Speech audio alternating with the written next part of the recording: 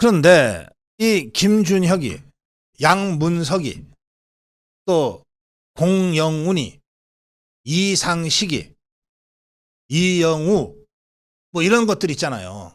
뭐 그 밖에도 많습니다. 예. 뭐 갭투기 한 자들, 뭐 이 성폭행 가해자만 골라가면서 변호한 자들, 뭐 한둘이 아닙니다. 그 이런 것들을 왜 그냥 놔두냐? 왜 그냥 놔두냐? 버티면 빼지도 않으니까. 지금 사퇴시키면은 국민의힘만 좋은 짓 시키니까. 이제 이런 계산이라는 거예요. 뭐 그런 계산이겠지. 자, 이건 정말 하나만 알고 둘, 셋은 모르는 이재명식 계산법. 우선, 자, 이것들이 그럼 당선은 되냐? 저 당선 안 된다고 생각합니다. 지역이 어디건 김준혁이 수원정이죠. 예. 저 거기 이수정이 무조건 이긴다고 생각합니다. 또 요 이상식이 용인갑 거기요 이원모가 무조건 이길 거라고 저 예상합니다. 양문석이 이게 저 안산이죠. 예, 거기는 장성민이가 무조건 이긴다고 생각합니다. 우선 지역에서 이것들이 안 돼요. 아니 아무리 저 개딸들만 모여 사는 동네라 하더라도 예 이런 것들을 어떻게 찍어줍니까? 아무리 호남인들이 많이 산다 그래도 어떻게 이런 것들을 찍어요? 예, 전 우선 지역에서 이것들 다 떨어진다고 봅니다. 둘째는 이것들 때문에 다른 지역에 영향을 안 준다고 지금 국민의힘에서 저기 더불어민주당에서 지것들 보고 싶은 것만 지금 보고 있는데 웃기는 소리입니다. 어디 가나 김준혁이 얘기고 어디 가나 공영훈이 얘기고 어디 가나 양문석이 얘기해요. 난 이재명이가 이것들 안 자르고 데리고 가주는 게 너무 고마워요. 끝까지 데리고 가다가 다 끌어안고 같이 사라져라. 이게 이재명이 선거엔들 도움이 되겠습니까? 더불어민주당은 이제 와서 후보 사퇴하면 잘못을 인정하는 꼴이야. 이것들은 지금 잘못 없다는 얘기야 그러면? 아니 양문석이 공천하고 공영훈이 공천하고 이상식이 공천하고 김준혁이 공천한 거를 잘했다고 지금 주장하는 거야? 아 실제로 그래요. 어제 이재명이가 말이에요. 아 그래도 내가 공천 하나는 잘했잖아요. 그러고 다녔어요.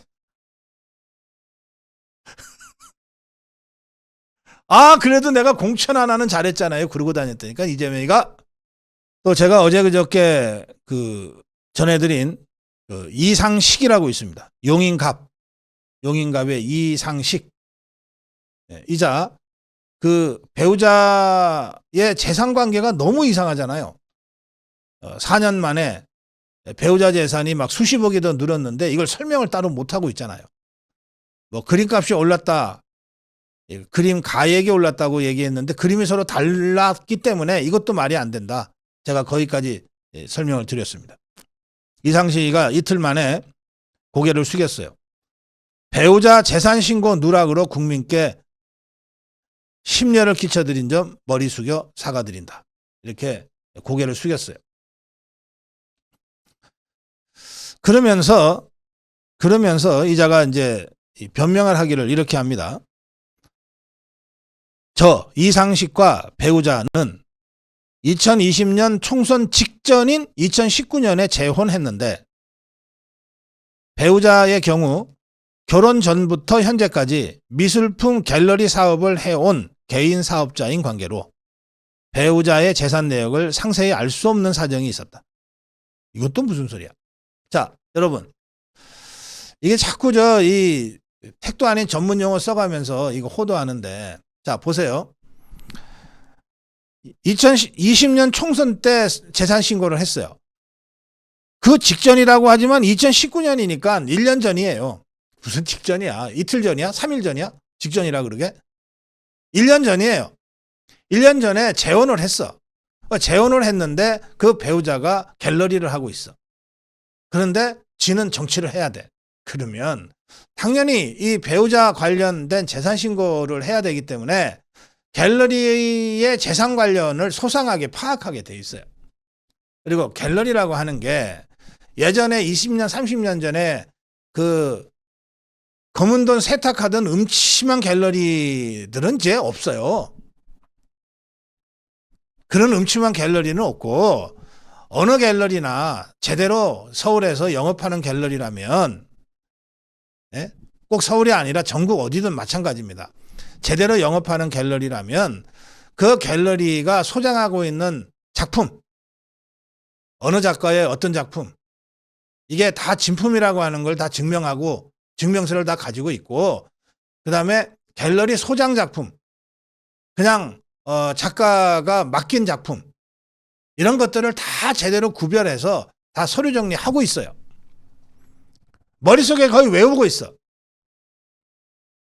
무슨 여기 뭐 루브르 박물관 무슨 저 관장이야?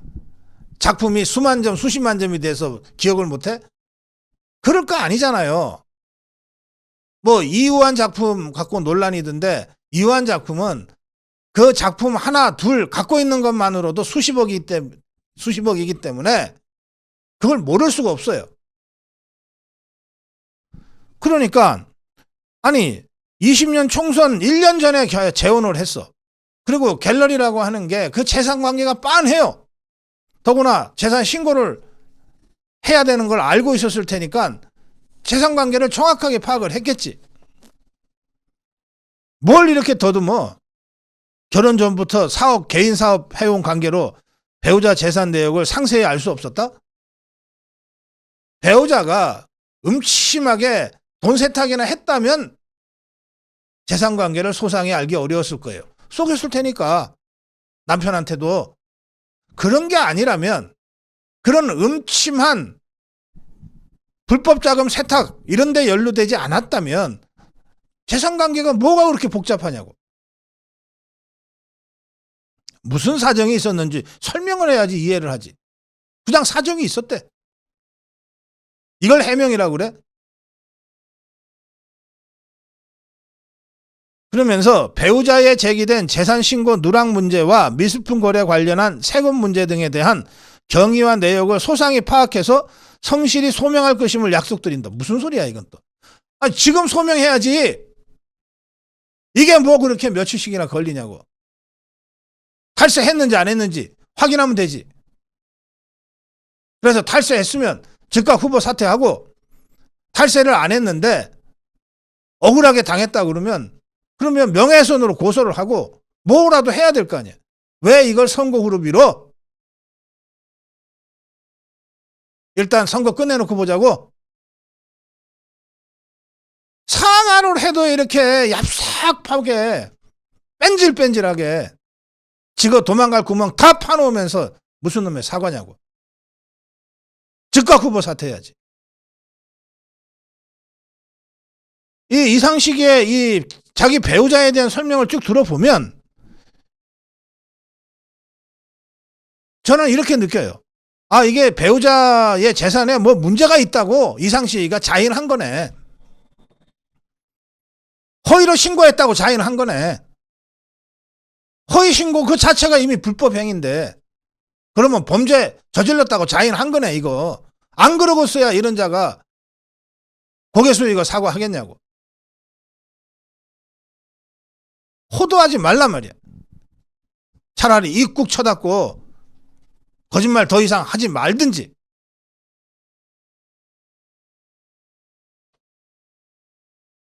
용인갑입니다. 용인갑.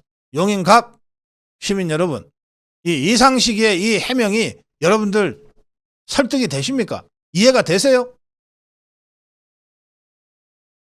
일단 선거 급하니까 사과하고, 그러고 나서 선거 후에 보자는 얘기인데, 그러면 선거 뭐하러 하냐고. 이런 거 걸러내려고 하는 게 선거지. 심판해 주십시오. 자, 양문석이 있잖아요. 아, 제가 이 좌파들 논평을 하면서 자꾸 제가 이게 혈압이 올라가네. 어떻게 이렇게 허접하고 쓰레기 같은 것들만 골라서 공천을 해놨는지, 정말. 이재명이 딱 지 닮은 자들만 이렇게 공천을 해놓은 바람에.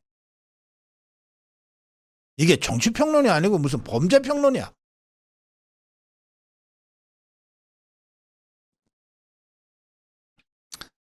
대구에 있는 수성새마을금고가 양문석이가 딸 이름으로 대출받을 때 제출한 서류가 대부분 허위다, 대부분 가짜다 하고 수사기관에 통보했어요. 이건 수사를 해야 될 것 같습니다.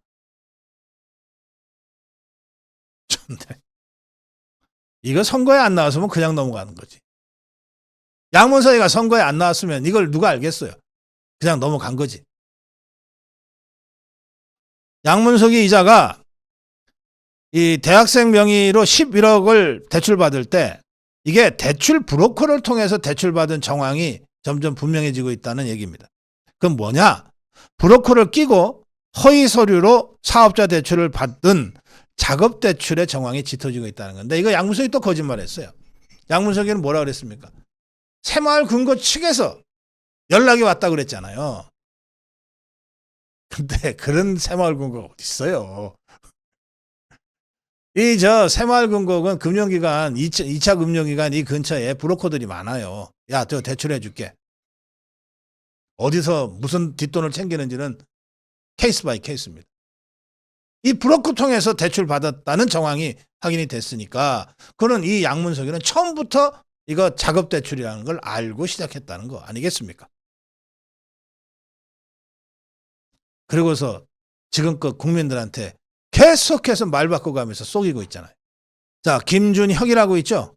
입만 열면 이자는 하여튼 이 성적인 이 막말로 평생 먹고 사는 모양이에요. 이대생들과 동문들, 이화여자대학교 학생들과 그 졸업생 동문들이 김준혁 즉각 사퇴를 요구하는 집회를 했어요. 700여 명이나 모여서 집회를 했어요. 여성단체들의 사죄 촉구도 이어졌습니다. 그런데 이 김준혁이 이자 하여튼 어디 가나 떠벌리고 다닌 것 같아. 저는 이자 처음 보거든요. 이렇게 이런 게 온통 매체를 휩쓸고 다녔는지 정말, 예, 문재인 종북 주사파 때니까 오죽했겠어요. 그 김재동이가 헌법 강연하고 다니고 하던 그때니까. 예? 김준혁이 이런 자가 온통 그냥 음담패설 하고 다니면서 돈 벌고 다니던 그때였죠. 이 자가 육군사관학교도 비하하고 국군도 비하했어요. 한국 군대가 헌법 정신 위반하고 있다. 아, 정말. 이런, 참아야죠, 여러분. 인천 서을 지역입니다. 인천 서구의 을 지역에 더불어민주당의 이용우라고 하는 자가 후보입니다. 이용우 이자. 이자가요, 직장갑질 119 창립 멤버예요.